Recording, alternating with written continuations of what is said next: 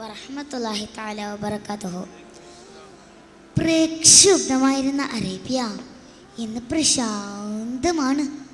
അറേബ്യക്കെന്നൊരു പുതിയ ഭരണാധികാരിയുണ്ട്. സൗന്ദര്യത്തിൻ്റെ നൂറുമേനി അഴകാണ്.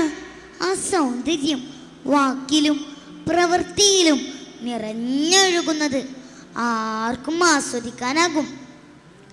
അതൊരു സംസ്കാരമായി മദീനയിൽ ഒഴുകിപ്പരന്നുകൊണ്ടിരുന്നു. മക്ക മടിച്ചു മടിച്ചു നിന്ന സമയത്ത് രണ്ടു കൈകളും നീട്ടി ആവേശപൂർവ്വം സ്വീകരിക്കുകയായിരുന്നു മദീന. അതിൻ്റെ കുളിരനുഭവിക്കുകയാണ് ഇന്ന് മദീന. രണ്ടുപേർ അതാ ആ തെരുവിൽ തർക്കത്തിൽ ഏർപ്പെട്ടിരിക്കുന്നു. ഒരാൾ മദീനയുടെ വാനമ്പാടി ബിലാൽ റളിയല്ലാഹു അൻഹു, മറ്റേയാൾ റിഫഈ ഗോത്രത്തിലെ സമുന്നതൻ അബൂദർ റളിയല്ലാഹു അൻഹു. രണ്ടുപേരുടെയും തർക്കം ഒരൽപ്പം അതിരി വിട്ടുപോയി. അബൂദർ റിഫയുടെ ഒരു വാക്ക് ഉള്ളിൽ നിന്നും തിക്കി തിരക്കി നാവിലൂടെ എടുത്തു ചാടി. അത് കൈവിട്ടു പോയി. കറുത്തവളുടെ പുത്ര, ആ വാക്യത്തിൽ ബിലാൽ റളിയല്ലാഹു അൻഹു എന്ന കറുത്ത മനുഷ്യൻ ചാട്ടുളിയേറ്റ പോലെ പിടഞ്ഞു. ബിലാൽ തങ്ങൾ ആദ്യമായി കേൾക്കുന്ന തെറിയല്ല ഇത്. ജീവിതത്തിൻ്റെ സിംഹഭാഗവും ഈ വാക്ക് കേട്ടാണ് ബിലാൽ തങ്ങൾ വളർന്നത്. പിന്നെ എന്തേ ബിലാൽ തങ്ങൾക്ക് നൊന്തത്? ബിലാൽ തങ്ങൾ ഉടനെ തിരിഞ്ഞു നടന്നു. മദീന പള്ളി ലക്ഷ്യം വെച്ച് ആഞ്ഞു നടന്നു. എന്ത് ചെയ്യണമെന്നറിയാതെ കിതച്ചു നിന്നു അബൂദർ. ബിലാൽ തങ്ങൾ പോകുന്നത് സംസ്കാരത്തിൻ്റെ രാജഗുരുവായ മുത്തുനബിയുടെ സമീപത്തേക്കാണ്. ബിലാൽ തങ്ങളുടെ പിന്നാലെ അതേ വഴിയിലൂടെ അബൂദർ റളിയല്ലാഹു അൻഹു വരുന്നുണ്ട്. ബിലാൽ തങ്ങൾ മുത്തുനബിയുടെ സമീപത്തേക്ക് നീങ്ങി വിനയത്തോടെ തൻ്റെ സങ്കടം ബോധിപ്പിച്ചു. യാ റസൂലല്ലാഹ്, എന്നെ അബൂദർ കറുത്തവളുടെ പുത്ര എന്ന് വിളിച്ചു നബിയെ. തിരുദൂതരുടെ മുഖഭാവം മാറി. മുത്തുനബിയുടെ മുഖത്ത് നോക്കാനാവാതെ അബൂദർ റളിയല്ലാഹു അൻഹു തല താഴ്ത്തി. യാ അബൂദർ, ജാഹിലിയ കാലത്തിൻ്റെ അധമബോധം ഇനിയുമുണ്ടോ ആ മനസ്സിൽ? മുത്തുനബിയുടെ ശബ്ദം അബൂദർ റളിയല്ലാഹുവിൻ്റെ ചെവിയിൽ ഇടിനാദമായി പെയ്തു. മനസ്സ് വിങ്ങിപ്പൊട്ടി. മുഖത്തെ രക്തയോട്ടം നിലച്ചു. ഒന്നും മുറിയാടാതെ അബൂദർ റളിയല്ലാഹു അൻഹു ഇറങ്ങി നടന്നു. പിന്നാലെയായി ബിലാൽ തങ്ങളും വരുന്നുണ്ട്. ബിലാൽ തങ്ങളോട് പ്രതിക്രിയ ചെയ്യുന്നതിന് വേണ്ടിയുള്ള മുന്നൊരുക്കത്തിലാണ് അബൂദർ റളിയല്ലാഹു അൻഹു. ആ വഴിക്ക് കുറുകയായി അബൂദർ റളിയല്ലാഹു അൻഹു മണ്ണിൽ കവിൾ ചേർത്ത് കിടന്നു. ആ വഴി മുറിച്ചു കിടക്കാനാവാതെ ബിലാൽ തങ്ങൾ ആ വഴിയിൽ നിന്നു. ആശങ്കയോടെ ചോദിച്ചു, എന്താണിത് അബൂദർ?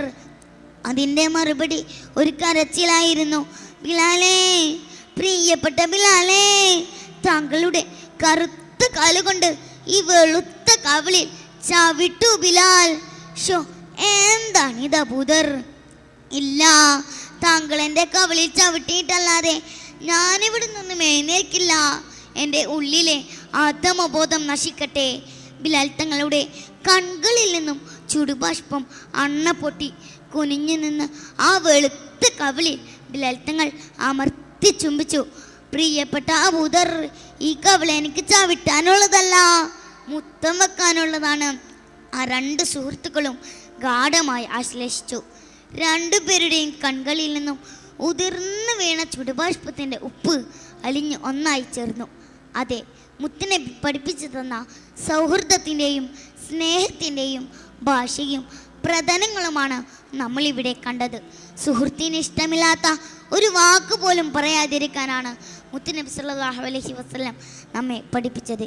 ഈ കഥയുടെ പാഠം നമ്മുടെ ജീവിതത്തിൽ പകർത്താനാവട്ടെ. നമ്മുടെ കുട്ടികൾ മാഷാ അല്ലാഹ്, ഈ ഒരു കുട്ടിയുടെ ഈ പ്രഭാഷണം വലിയ സന്തോഷമുണ്ടാക്കി.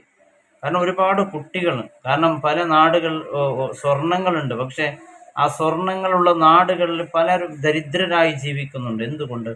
ആ സ്വർണങ്ങളെ അധ്വാനിച്ചുകൊണ്ട് പ്രയത്നിച്ച് അതിനെടുക്കാനോ കണ്ടെടുക്കാനോ ഒന്നും പ്രയത്നിക്കാത്തത് കൊണ്ട് ആ നാടും ഇന്നും ദരിദ്രമായി കഴിയുന്ന ഒരുപാട് ഉദാഹരണങ്ങൾ നമുക്ക് പറയാറുണ്ട്.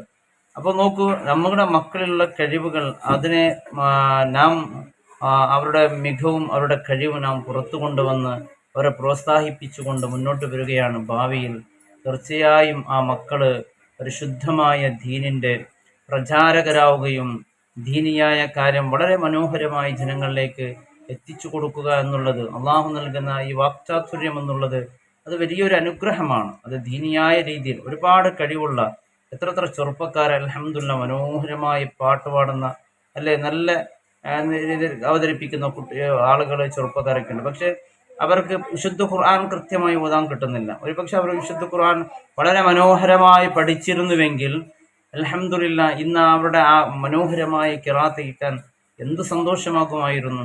നമ്മുടെ പല ചെറുപ്പക്കാർ, നല്ല കഴിവുള്ള ചെറുപ്പക്കാരൊക്കെ ഉണ്ട്. അല്ലാഹു റബ്ബ് സുബ്ഹാനഹു വ തആല നമ്മുടെ സമയങ്ങളിൽ കുറച്ച് സമയമെങ്കിലും വിശുദ്ധ ഖുർആൻ പഠിക്കാനും അതുപോലെ വിശുദ്ധ ദീനിയായ ഹദീസ് പഠിക്കാനും അത് ജനങ്ങൾക്ക് പറഞ്ഞു കൊടുക്കാനും ഒരു ചെറിയ സമയങ്ങൾ നാം കണ്ടെത്തണം.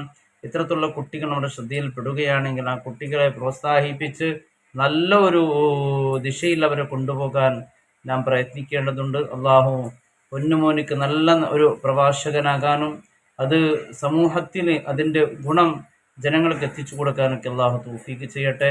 മാഷാ അല്ലാഹ്, സന്തോഷമായി അങ്ങനെ പെട്ടെന്ന് ഒരു വീഡിയോയിൽ വന്നതാണ്. അള്ളാഹു അനുഗ്രഹിക്കട്ടെ. അസ്സലാമു അലൈക്കും വറഹ്മത്തുള്ളാഹി വബറകാതുഹു.